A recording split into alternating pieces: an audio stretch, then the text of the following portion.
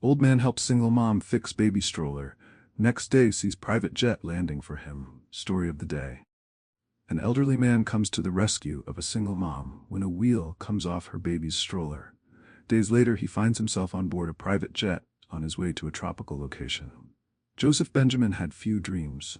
At 72, the widowed father of two knew what life held in store for him every single day. He got up when the sun rose and cycled to the bakery for fresh rolls. He would then cycle back, eat breakfast, do some chores, and wait for lunchtime.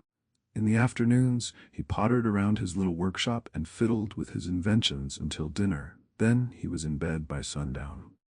Life was always the same until he met April and Emma. That day started out with Joe pedaling his bike to the bakery. But on the way, he saw a young woman in a gray tracksuit struggling with an old-fashioned, ungainly stroller.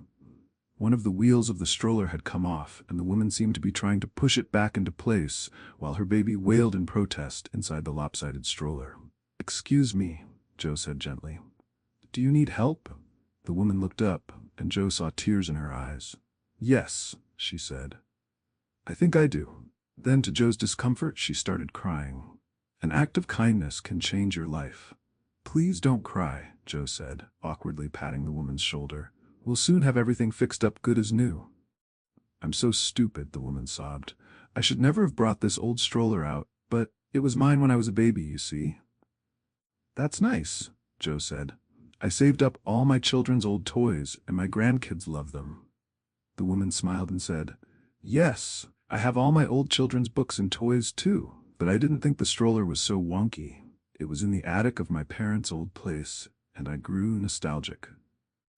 "Let's see what we can do," Joe said. He took his small toolkit from the bike's panniers and knelt by the stroller. "Aha! It's not broken. One of the lug nuts is loose. That's why it popped out."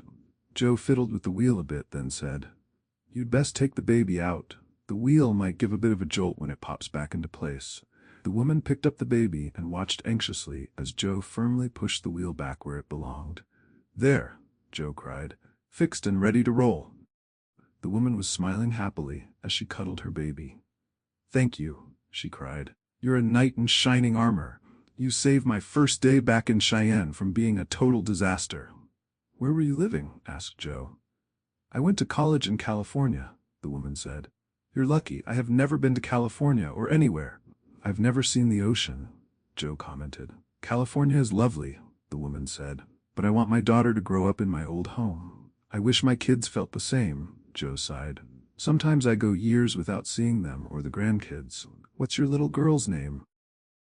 "Emma," the woman said, "and I'm April." "I'm Joe," he said, shaking her hand. "Your parents are lucky." April's eyes filled with tears again. "They passed away a year ago," she explained, "and I miss them so much." "Listen, April," Joe said. "How about you and Emma have coffee with an old man?" Joe took April and Emma to his favorite coffee shop just across the street. The two adults chatted while Emma lay in her stroller and played with her toes. "Hey Joe," April said. "Emma and I are going on a little trip tomorrow, so how about you join us?" Joe was happy to accept the invitation, so April arranged to pick him up at his house early the next morning. He was waiting on the porch when a big black car driven by a chauffeur pulled up. It was April's car. Joe was stunned. "Wow," he said. "That's some car. But where are we going?" April, who was wearing a big hat, grinned. "It's a surprise." And what a surprise it turned out to be. The car took them to the airport and right onto the tarmac.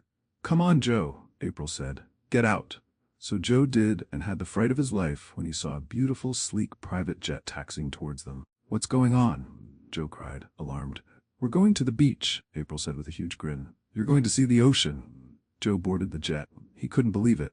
"Me flying," he cried. "Seeing the ocean, I can't believe it." "I wanted to surprise you," April said. "Because you were a lovely surprise. Very few people bother to stop and help a mom in distress, Joe. You're a gentleman and you deserve wonderful things." As it turned out, April had inherited a private jet charter company from her parents, and she always had a plane on call. From then on, Joe became a permanent guest on April's holidays and getaways, and a granddad to little Emma. What can we learn from this story? Life can bring the most incredible surprises. Joe thought he knew what life had in store for him, but he was wrong. He became a surrogate granddad and a frequent flyer at the age of 72. An act of kindness can change your life. When Joe came to the rescue of the young mom, he never imagined she was a millionaire who would make his dream of seeing the ocean come true. Share this story with your friends. It might brighten their day and inspire them. If you enjoyed this story, you might like this one about a kindly man who comes to the rescue of a frail elderly woman struggling to cross the street and ends up receiving a valuable legacy. This piece is inspired by stories from the everyday lives of our readers and written by a professional writer. Any resemblance to actual names or locations is purely coincidental.